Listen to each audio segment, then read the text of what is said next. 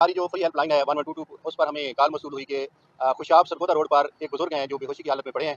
जैसे ही हमारा स्टाफ वहाँ पे पहुंचा है उन्होंने देखा कि ये बुजुर्ग वहाँ पे बेहोशी की हालत में पड़े थे और वहाँ पे जो लोग मौजूद थे उन्होंने बताया कि ये बैगर हैं, ये भिखारी हैं, वहाँ से भीख मांगते हैं। हमारे स्टाफ ने इनको फर्स्ट एड दी। फर्स्ट एड देने के बाद इनको फौरी तौर पर डीएचयू हॉस्पिटल सरगोदा में शिफ्ट कर दिया और पता चला कि इनके पास 5,34,000 रुपए से ज़्यादा नकद रकम भी मौजूद है और इनके पास इनका पासपोर्ट भी है जिसके ऊपर सऊदी अरब के मुतअद्दिद वीज़ा लगे हुए हैं। और लोगों ने हमें बताया कि इसका तल्लक एक प्रोफेशनल ग्रुप से है जो सऊदी अरब में उम्रे की नीयत से जाते हैं और वहाँ से भी भीख मांगते हैं और वापस आ जाते हैं।